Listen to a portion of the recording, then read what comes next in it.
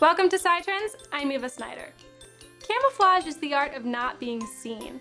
In the animal world, that's the difference between being alive and being lunch. The same goes for soldiers in the field. In order to stay safe, they need to blend in with their surroundings, whether that's dense forest or rocky desert.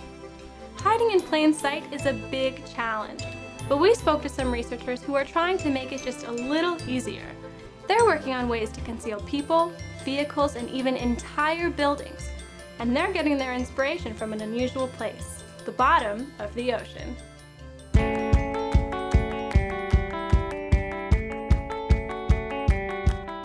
Woods Hole, Massachusetts is home to the Marine Biological Laboratory.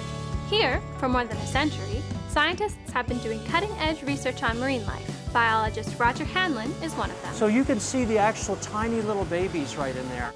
Hanlon is an expert on cephalopods, animals like octopus, squid, and cuttlefish. They've got an unusual ability. They can change their appearance dramatically within a quarter of a second. And there are other animals that change color and pattern, but none of them do it as fast or with as great a diversity as the squid and the octopus and the cuttlefish. In the wild, cephalopods use those skills to hide in plain sight and avoid predators. They can blend in almost any background, like this rock. Just keep an eye on that seaweed, and voila! It just looks entirely different from one moment to the other. That ability makes them incredible hunters. Yeah, flap, he got me. See that? Perfect. He's gonna go again. There he goes. Look at the color change. Oh! So is there a reason why, like your fingers in it, it turns like really dark black, almost like the color of that? So you're the predator and you see those dark arms and it just kind of mesmerizes the prey. And it looks like a piece of algae when you look at it head on. And then these tentacles just shoot out at lightning speed. That's the cool thing. So there are a lot of visual tricks going on here when they do this towards prey organisms. Hanlon has spent years studying how they do this. Their secret? Millions of specialized organs called chromatophores. Each one is made up of a tiny sac of pigment. It's attached to a web of muscles in a cephalopod's skin. As those muscles contract, they pull on the sac and stretch it out to make it more visible. As different sacs overlap, their colors blend to create elaborate patterns. And in the process, they can camouflage themselves instantly. But for us humans, it's a little trickier. To find out what it takes, I met up with Sergeant Andrew Cochran. He's an Army sniper and a camouflage expert. So, I got this camouflage suit on, right? So does this mean I'm good to go? Can I just go hide back there and you'll never see me? In theory, yes. In practicality and the advanced reconnaissance world, no. We'll actually take it a step farther and build a ghillie suit. A ghillie suit is a whole extra layer of camo. To make one, you start with a basic suit like this. If you want to try that on, I'd love to.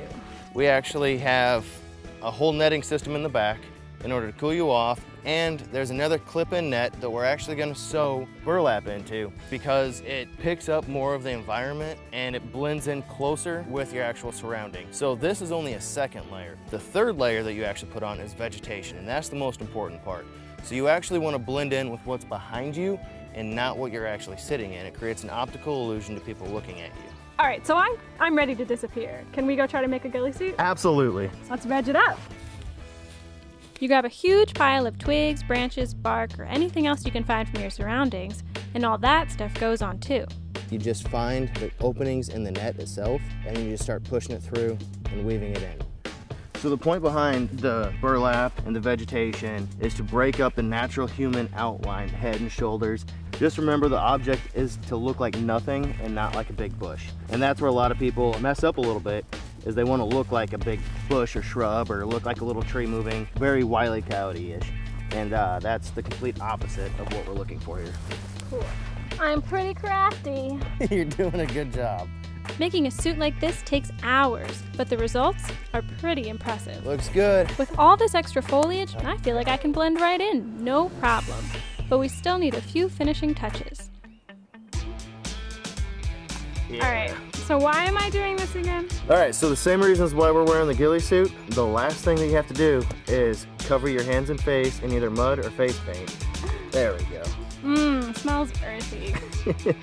All right, so we've covered the ghillie suit, we've covered the face paint. One last thing. Okay.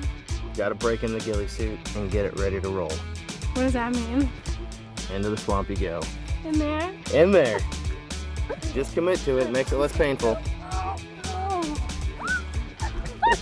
There you go. Yeah. Okay, so it gets pretty messy, but in the end, it works. I mean, can you spot me in this picture? I didn't think so. But what if good camouflage didn't involve hours of work and rolling through swamps? What if we could just change colors like the cuttlefish? We have to rise to the occasion to learn how they do it and translate it. That's the challenge we have in biology and engineering. Roger Diebold is trying to meet that challenge. So welcome to our lab at Harvard. He's a materials scientist at Harvard University, and he's creating new technologies based on cephalopod skin. We're using their unique ability to change color to inspire a new kind of digital display. Instead of using tiny lights to make an image, like a TV or a cell phone screen, he's using pixels made out of sacks of ink. He calls them artificial chromatophores. And just like the real thing, they're made of flexible materials that can expand and contract. We're imitating how the chromatophores sort of change in size. We're just changing the size of the ink that you can see. Push ink into a rubber blister, you'll see a color. Pull it out again, and it turns white. It's a simple idea, but it's based on high-tech materials. Each artificial chromatophore is made of 3 main parts. There's a flexible rubber membrane, an ink reservoir, and a special material called a dielectric elastomer. When it's charged with electricity, it changes shape, squeezing ink into view. This design can only handle one color, but Diebold is also working on a newer version. Just like a cephalopod, it uses overlapping sacs of pigments to make almost any color. And since the pixels are built on a flexible surface, they can be wrapped around a car, truck, or even a building. So we have 1 pixel and 4 pixels here, but you can imagine making thousands of these pixels and covering something like this wall right here.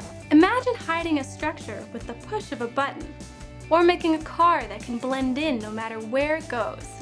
If scientists like Hanlon and Diebold can harness the secrets of cuttlefish, hiding in plain sight could be as easy as this. For SciTrends, I'm Eva Snyder.